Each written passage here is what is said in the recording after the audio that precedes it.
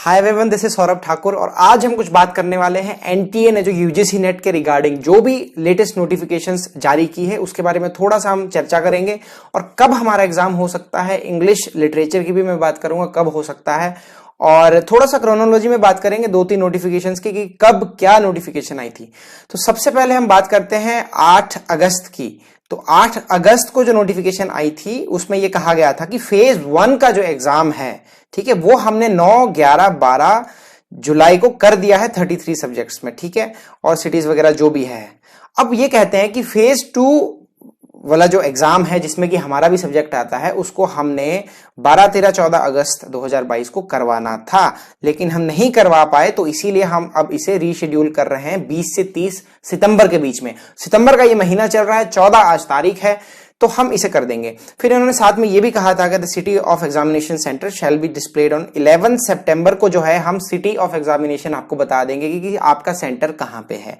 और admit cards जो है वो आपके 16 सितंबर को आएंगे, ठीक है। ये बात इन्होंने 8 अगस्त को बोली, ठीक है। वैसे भी एनटीए नॉन ट्रस्टेबल एजेंसी है, तो आपको पता ही है कि ये जो बोलते हैं वो जल्दी जल्दी करते तो है नहीं, लेकिन फिर भी हमारी मजबूरी है कि हमें इनको फॉलो करना पड़ता है, इन पे विश्वास करना पड़ता है और उम्मीद भी रखनी पड़ती है, होप भी रखनी पड़ती है। तो 11 सितंबर को इनकी नोटिफिकेशन आई जिसमें ये कहते हैं, देखो जी मर्ज साइकिल है ये 21-22 में, फिर से 12% वाला रोना हमने नहीं रोना है, ये फिर से 6% ही मिलने वाला है हमें, क्योंकि केस कुछ सब हार गए हैं जिन्होंने भी लड़ा था। और मैंने तो अपनी जो लास्ट वीडियो उस वक्त मैंने बनाई थी तो मैंने उसमें कहा था कि हम किस किस पॉइंट पे कमजोर पड़ सकते हैं 12% के केस में, कि इसे 12% बनाया जाए। तो मैंने कहा था कि हम इस पे कमजोर पड़ सकते हैं, केस हार सकते हैं, लेकिन फिर भी जिन्होंने कोशिश की उनको दिल से सलाम। कोशिश की आपने, बहुत अच्छा किया, क्योंकि कोशिश ही है जो इंसान के हाथ में है, बाकी रिजल्ट हमारे हाथ में नहीं है। तो एक नेट का जो एग्जाम है वो भी तो एक कोशिश ही है, वो भी तो हम कोशिश ही कर रहे हैं। पता नहीं नेट निकलता है, जेआरएफ निकलता है, नहीं निकलता है, किसको पता, ठीक है। लेकिन इतना है कि आभास मुझे था कि कुछ नहीं होने वाला है। खैर, तो डिस्प्लेड, अब इसमें इन्होंने क्या कहा है कि जो वैसे तो इस साल मुझे नहीं लगता कि दोबारा एग्जाम होने वाला है, इस साल एक ही बार एग्जाम होगा। पिछली बार भी एक बार हुआ है, 20 में भी एक बार हुआ है, 21 में भी एक बार हुआ है, 22 में भी एक बार होने वाला है, क्योंकि सितंबर महीना चल रहा है, अक्टूबर तक अगर एग्जाम गया तो नवंबर तक रिजल्ट आएगा, तो उसके बाद फिर से जून को ही एग्जाम जाने वाला है। तो इस साल भी एक बार ही होने वाला है, जो कि बहुत बुरी खबर है। तो अब इसमें इन्होंने कहा कि city of examination centre for this examination will be displayed bye 13 सितंबर, 11 नहीं, 11 को कही थी लेकिन 11 नहीं, 13 सितंबर को जो है हम एग्जामिनेशन सिटी सेंटर को डिस्प्ले कर देंगे। और एडमिट कार्ड है जो भैया जी वो तो 16 को ही आएंगे। चलो ये भी देख लेंगे जब 16 आएगी। तो अब ये बात इन्होंने 11 तारीख को कही, ठीक है। अब सबसे लेटेस्ट जो नोटिफिकेशन है 13 सितंबर की, इन्होंने कहा था 13 सितंबर को हम जो है डिस्प्ले कर देंगे एग्जामिनेशन सिटी सेंटर। तो इस चीज में ये कामयाब हो गए, बहुत बहुत धन्यवाद। आपने 13 सितंबर को जो है सिटी, आपने एग्जाम जो सिटी और सेंटर है उसको डिस्प्ले कर दिया, लेकिन सिर्फ इन 13 सब्जेक्ट्स में।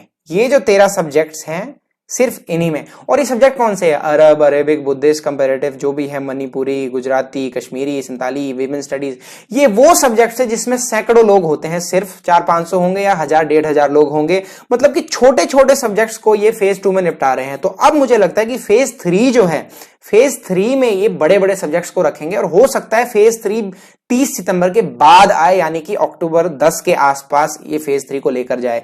हालांकि ऐसा नहीं होना चाहिए, नहीं होता है तो वेल एंड गुड, होता है तो we will have to be ready for that thing as well, right. तो अब इसमें जो एग्जामिनेशन सेंटर है आपका, इन सब्जेक्ट्स का, अगर आप लोगों का किसी का भी ये सब्जेक्ट है इनमें से कोई भी, तो आप एग्जामिनेशन सिटी सेंटर अपना चेक कर सकते हैं।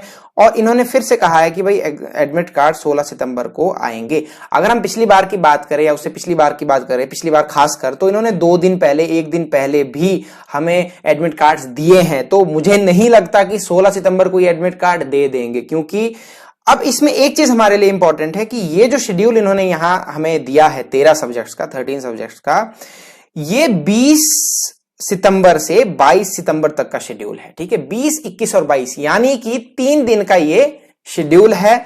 और हो सकता है जिस पेस से, जिस गति से ये लोग ये कर रहे हैं, तो शायद 20 से 30 के बीच में हमारा भी एग्जाम हो जाए। English, commerce, history, political science, जो बड़े बड़े सब्जेक्ट्स है ना, शायद हो जाए, उम्मीद कर सकते हैं हम। लेकिन अगर नहीं हुआ तो फेज 3, अगर इन्होंने कुछ सोचा होगा फेज 3 के बारे में, तो ये अक्टूबर के बिगिनिंग में जा सकता है, ऐसा मुझे लग रहा है, क्योंकि एनटीए पे विश्वास मेरा तो पूरी तरह से उठ चुका है भाई। मैं बहुत सालों से 2018 से एनटीए को देख रहा हूं, 2018 से मैं भी एनटीए का एग्जाम दे रहा हूं हर बार, है ना।